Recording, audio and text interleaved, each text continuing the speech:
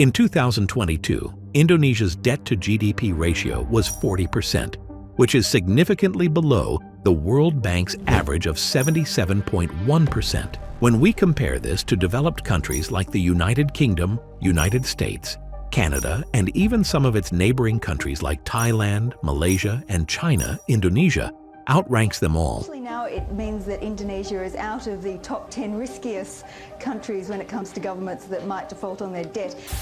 I think we do not have any problem on our debt because... But at the same time, there are developing countries like Ethiopia, Nigeria, and the Democratic Republic of the Congo, which have a lower debt-to-GDP ratio than Indonesia.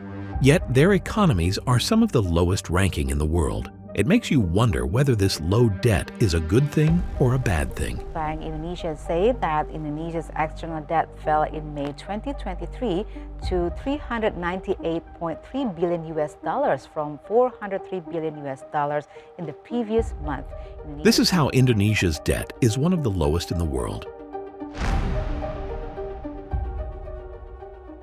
In 2023, Indonesia's national debt was $531.8 billion. But this number is not the reason why their debt is one of the lowest in the world.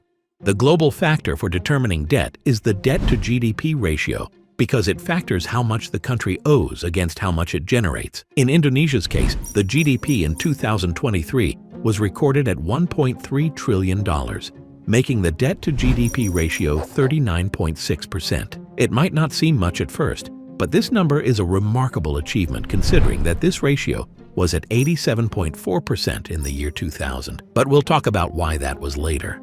To understand how Indonesia is keeping its debt-to-GDP ratio so low, we have to look at the budget stats of 2023 presented by the Ministry of Finance. You can see that the revenue collection was at 2,463 trillion Indonesian rupiah, or $162 billion. And the expenditure amount was over 3,000 trillion Indonesian rupiah, or $202 billion. This implies that the government owes more than it collects, which leads to a fiscal deficit of 598 trillion Indonesian rupiah, or $39.5 billion. This number seems big until we realize that this is just 2.8% of GDP, a number which is well under the planned limit. In 2003, under Section 4 of Indonesia's Government Regulation No. 23, Indonesia implemented a fiscal deficit limit of 3% of GDP, along with a limit of 60% of public debt as a percentage of GDP. This led to a sharp decline in government debt over the 2000s, which reached a historic low of 23% in 2012.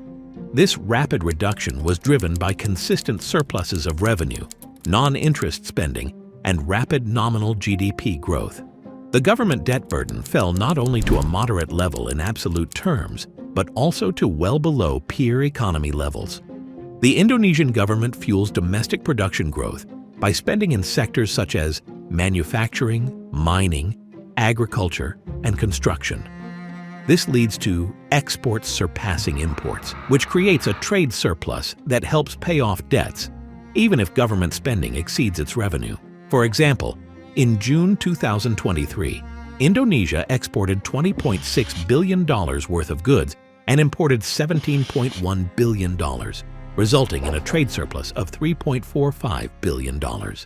Keeping a healthy trade balance is just one of the reasons why they're able to keep the fiscal deficit well below 3% over the years. But if we look at Indonesia's debt management strategy from a broader perspective, we see that they've managed to control 4 major indicators of debt, which allows them to have one of the world's lowest debt-to-GDP ratios.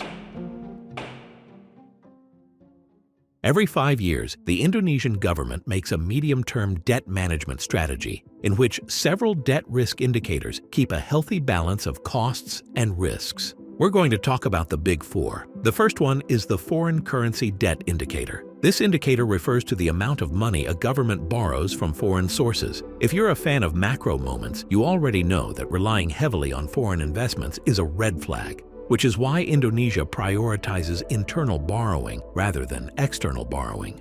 In their 2021 to 2024 medium-term debt strategy, The targeted value of foreign currency debt to GDP ratio was set at 32%. Secondly, there is the interest rate risk indicator or variable rate ratio indicator. To understand this, imagine the two ways of borrowing. There's a fixed price in which you pay back a certain amount at a certain time. There's no change to the amount whatsoever, but in the case of variable pricing, the amount can change due to interest rates during a certain time. You can tell that a fixed price is definitely a safer option, but most foreign funding works with variable rates. So in the medium-term strategy, the government targets a fixed rate ratio of at least 80%, or in other words, the maximum portion of the variable interest rate is 20%. Thirdly, we have the average time of maturity indicator, which is how long you need to pay back the amount. The longer the time, the easier it is to pay back the amount. So in the medium-term strategy, the government targets the average time of maturity to be at least 8 years. But of course, not all debt can be held off for 8 years, right? This is where the fourth indicator comes in, which is the debt maturity in 1 year. This means that the government can take on debt which needs to be paid back in 1 year, but the amount can't be too big. In the medium-term strategy, the government set the amount borrowed as 10.5% of total debt, which will ensure payment of short-term debt maturity. If we look at the 2021 to 2024 targeted amount against the years before that, we can see that Indonesia is generally still within the target, despite some slippage in the case of the risk indicators of foreign currency and average time of maturity. These prudent fiscal strategies didn't just come from thin air, but they were a desperate measure implemented after a desperate circumstance. The 1998 Asia financial crisis might have the word Asia in it, but really the source of the crisis was Thailand. Asia was just badly affected as they had trade relations with Thailand, or more specifically, the currency of Thailand, which is baht. So let's understand what happened. In the mid-1990s, Thailand, Indonesia, and South Korea had large private current account deficits, which means that they imported more than they exported, which is the opposite of a trade balance. So to ensure that they maintained external borrowing, they pegged their currencies against the United States dollar. This means that they got a fixed exchange rate, which allowed them to trade easily. And because these countries seemed stable and were growing fast, lots of foreign investors poured money into them. This is called capital inflow. A lot of the foreign money coming in was in the form of short-term loans, meaning they had to be paid back quickly. And because these countries seemed so successful, lenders thought they were safe and didn't worry too much about the risks. This is a moral hazard. With a lot of short-term debts and growing account deficits, the crisis began.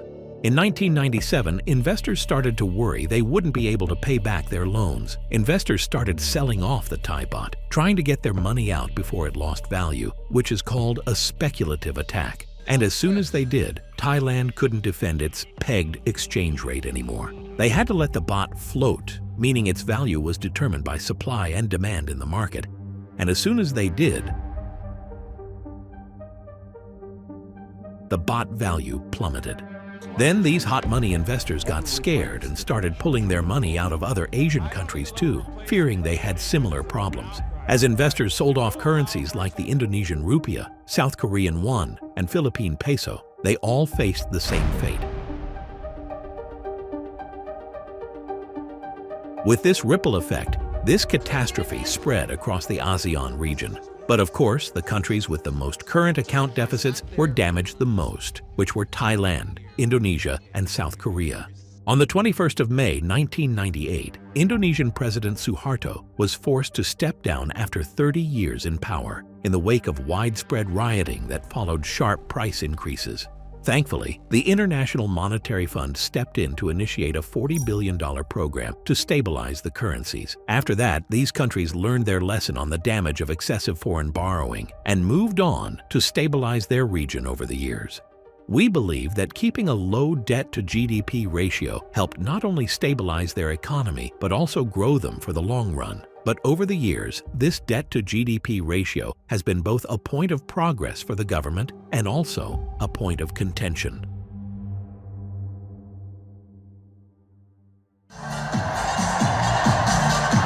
After weeks of campaigning for Prabowo Subianto and his running mate Gibran Rakabuming Raka, it's now time to party. In 2024, Prabowo Subianto was elected president of Indonesia. This was after a decade-long presidency of former President Joko Widodo, whose tenure led to a 42% growth in the economy. Generally speaking, following in the footsteps of past success would be the way to go, but the newly elect has some different plans. Subianto believes that Indonesia's current debt-to-GDP ratio of 39% is too low and presents an opportunity for a more daring fiscal policy. He views the 3% deficit-to-GDP limit as somewhat arbitrary and suggests that he may be inclined to raise the debt-to-GDP ratio to stimulate economic growth and achieve his ambitious target of 8% growth. Some economists, like Aswika Yono and Hill, argue that the debate about Indonesia's fiscal conservatism is not new. However, they caution that the 20th anniversary of the Asian financial crisis might lead to a fading of memories regarding the necessity of these fiscal rules. While Subianto favors a more daring approach, his nephew and Vice Finance Minister, Thomas Juwandono, has stated that there are no plans to raise debt levels, especially with the reappointment of Sri Mulyani as Finance Minister. This will be her fourth term as Minister of Finance across all working cabinets, and because she's known for her strict policies, it's possible that this might not happen. While increasing the debt-to-GDP ratio could stimulate economic growth, it could also make Indonesia more susceptible to market instability and investor concerns. At the same time, keeping a low debt-to-GDP ratio also limits their potential on a global scale. So the differing opinions among economists and government officials show that this is a complex issue with no easy answers. But for now, we can crown Indonesia as a case study on how to battle a financial crisis with strong debt sustainability and domestic growth. Of course, there's a darker side to Indonesia's debt collection, but that's a story for another time. Ibu jangan bicara sih, karena kan saya datang saya minta duit ibu, enggak.